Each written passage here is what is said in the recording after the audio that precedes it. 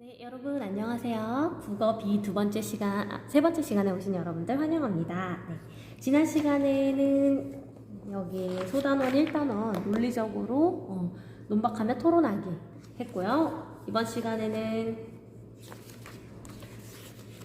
2단원 논증 방법 파악하며 읽기를 하겠습니다. 네, 혹시 지난 시간에 못한 거 있으면 학습 활동이라든지 문제 풀기 못한 거 있으면 꼭 하시고요. 밀리지 말고 바로바로 하세요. 좀 시간은 좀 충분히 주려고 저도 많이 노력을 하겠습니다.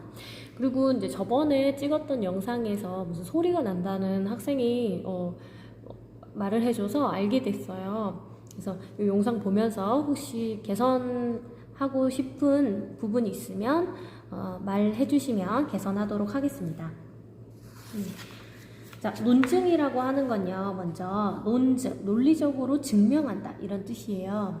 그래서 이 글을 보면서 논리적으로 어떻게 내가 말을 풀어냈는지를 볼 수도 있지만, 논증이라는 말 자체가 어려워서 논증이 뭔지부터, 종류에는 뭐가 있는지부터 그거부터 살펴보도록 할 거예요. 그래서 프린트 7번에 보시고 교과서 117페이지에 보시면 논증이 뭔지 나와 있어요. 네, 두 번째 찍다 보니까 먼저 써져 있죠. 네, 주장과 근거가 얼마나 타당하게 밀접하게 연결되어 있는가, 그게 바로 논증이다. 그 다음에 하나 이상의 명제, 참된 진실이죠. 그거를 근거로 들어서 주장을 펼치는 방식, 그러니까 어떻게 논리적으로 말하느냐, 이렇게 생각하시면 되고, 요거까지는 어떤 의미인지 대충 아시면 되겠죠?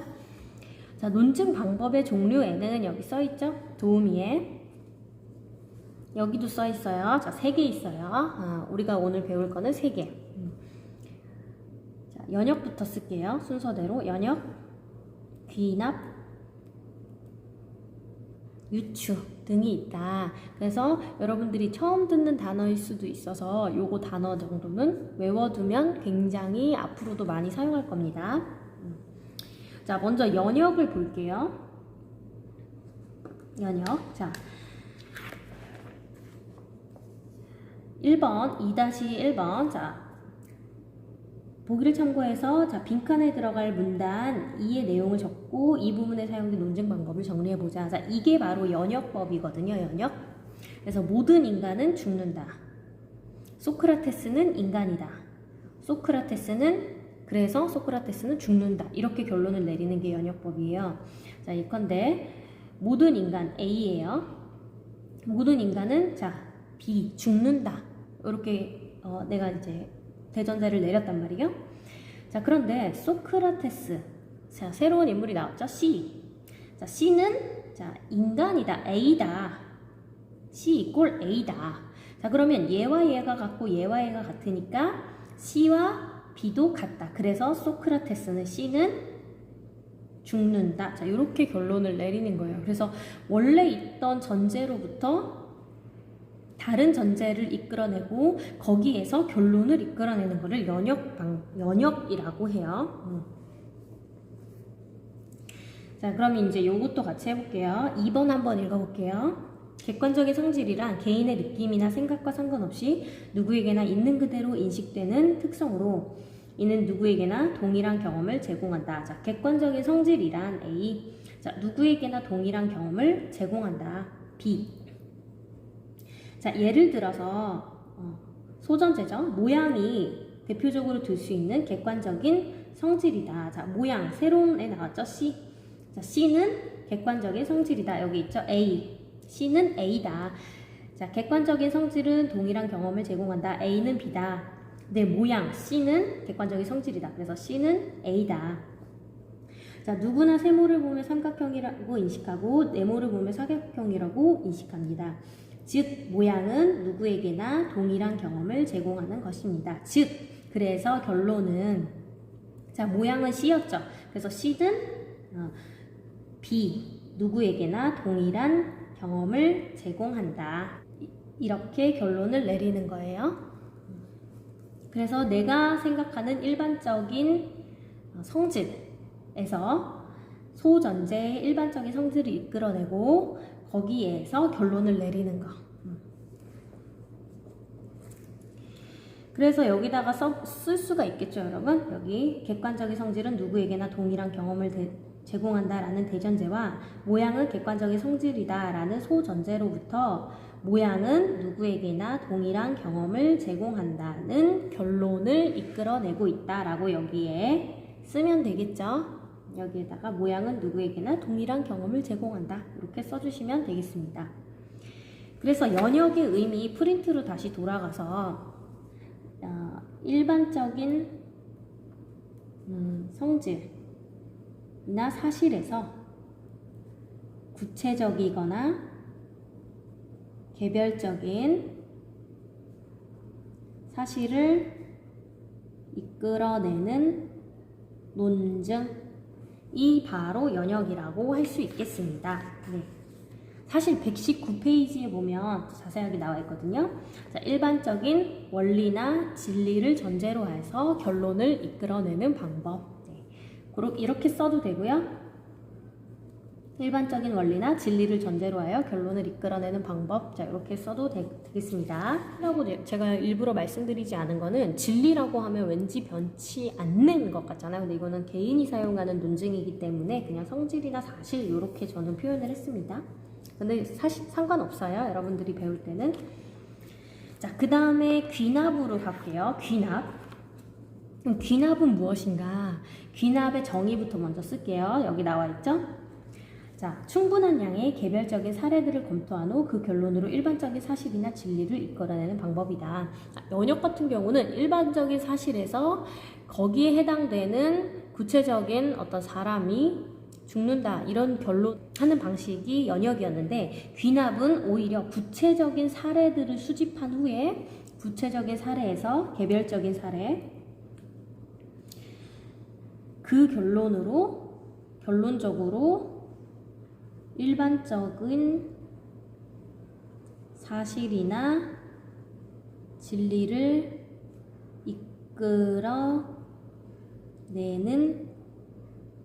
방법입니다. 자, 그래서 여러분들 보시면 소크라테스 죽었다, 자, 플라톤 죽었다, 공자는 죽었다, 자, 이런 개별적인 사실들을 우리가 관찰할 수 있는 거죠. 구체적으로. 근데 소크라테스, 플라톤, 공자 다 어디에 속하냐면 인간종에 속하죠.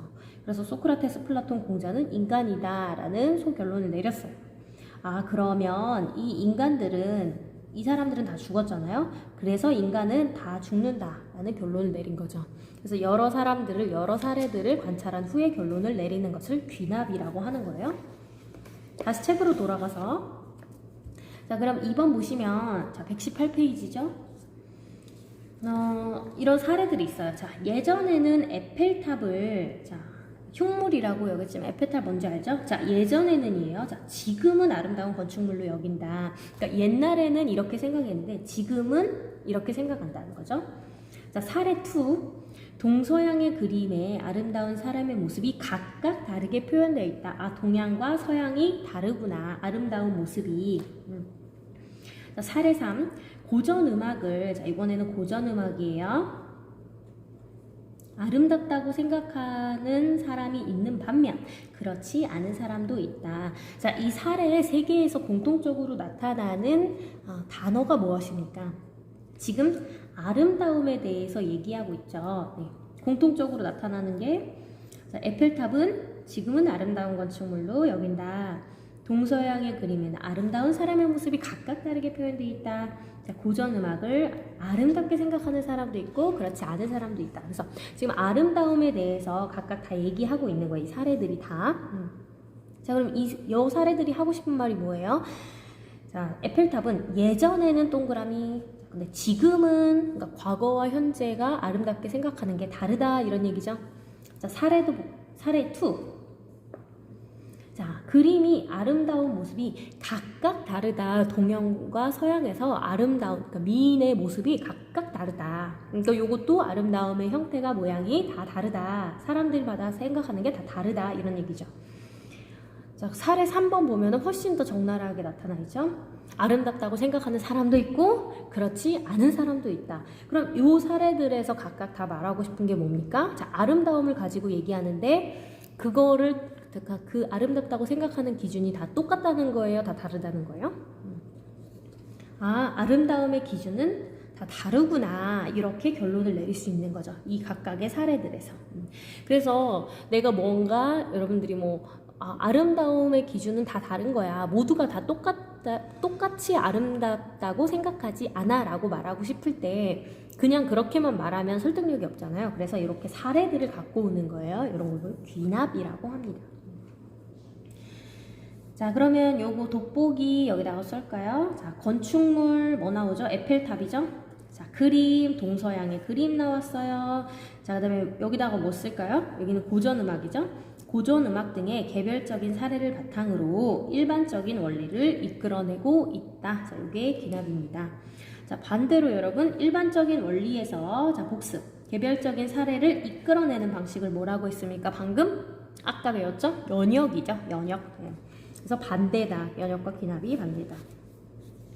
자, 그 다음에 이제 유추로 넘어가기 전에 여러분들 이 두 가지가 많이 헷갈리실 거예요. 그래서 어떻게 외우냐면, 연역은 뭔가 큰 일반적인 사실에서, 자, 큰 일반적인 사실에서 구체적인 사실을 이끌어내는 방법이에요.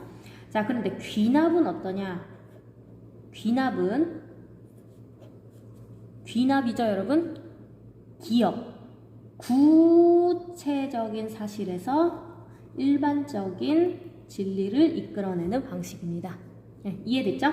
연역은 이응으로 시작해서 일반적인 사실에서 구체적인 걸 이끌어낸다. 귀납은 기억으로 시작하잖아요. 구체적인 개별 사례에서 일반적인 결론을 이끌어낸다. 이렇게 외우면 훨씬 쉽겠죠? 유추. 자, 유추. 둘 이상의 대상이나 현상이 여러 면에서 비슷하다는 점을 근거로 해서 다른 속성도 유사할 것이라고 추론하는 방법이에요. 이거 좀 기니까 조금 줄여서 쓸게요. 자, 둘 이상의 그냥 무언가라고 해요. 대상이라고 하면 또 어렵잖아요. 무언가가 서로 비슷해서 다른 것도 유사할 것이라고, 비슷하다 이런 뜻이에요. 유사할 것이라고 추론하는 방법. 자, 예를 들어서 여러분 굉장히 비슷하게 생긴, 그리고 옷도 비슷하게 차려입은 쌍둥이가 지나간다고 봅시다. 그러면 대체적으로는 우리가 생각하기를 너무 이렇게 비슷하게 생긴 사람을 보면 되게 성향이나 성격 그런 것도 비슷할 거야, 이렇게 그냥 추측을 하는 경우가 많잖아요. 그런 거를 생각하시면 될 것 같아요. 유추. 자, 그러면 3번에 한번 보시면, 자, 여기에 사용된 논증 방법은 3번 유추예요. 유추인데 볼게요. 자, 누구나 단맛, 짠맛, 신맛, 쓴맛 등의 감각은 동일하게 인식한다. 그러니까 우리가 맛을 느끼는 것은 동일하게 이 맛이구나, 이 맛이구나 동일하게 인식한다라는 얘기예요. 자, 가번. 하지만 음식이 맛이 있는지 없는지에 관한 평가는 사람마다 다르다라고 이 사람이 이렇게 얘기를 했어요. 그러니까 요런 예시를 들었다고 해요. 예시. 이렇게 가번처럼 이렇게 예시를 들었어요. 그러면 요거에 근거해서 나라고도 말할 수 있는 거예요. 가번에 근거해서 나라고도 얘기할 수 있지 않느냐. 자, 누구나 어떤 대상의 모양이나 색 같은 객관적인 성질을 동일하게 인식한다. 자, 요거 같은 말이죠. 그러니까 감각. 미각은 동일하게 인식한다. 그리고 시각, 이런 객관적인 모양, 색 이런 것들은 동일하게 인식한다. 같은 말이잖아요. 비슷한 말이죠. 자, 여기에서 결론 이끌어냈죠. 가에서. 나에서도 그렇게 하시면 돼요. 여기에서 얘랑 비슷하게 결론 이끌어내시면 돼요. 여기는 그럼 어떻게 쓰면 됩니까? 얘랑 비슷하게 쓰면 되겠죠. 얘에서 얘를 이끌어냈잖아요. 이렇게 말했잖아요. 그럼 비슷하게 얘도 비슷하게 써주는 거예요. 같지만 동일하게 인식하지만, 자, 얘도 사람마다 다르다. 네. 그죠? 그러면 모양이나 색을 어떻게 인지하느냐는 것은 사람마다 다르다. 이렇게 쓰시면 되겠죠. 사람마다 다르게 인지한다. 객관적인 모양은 있을 수 있지만 그것을 인지할 때는 다를 수도 있다. 이렇게 비슷한 내용으로 결론을 내려주는 것을 유추라고 하는 거예요.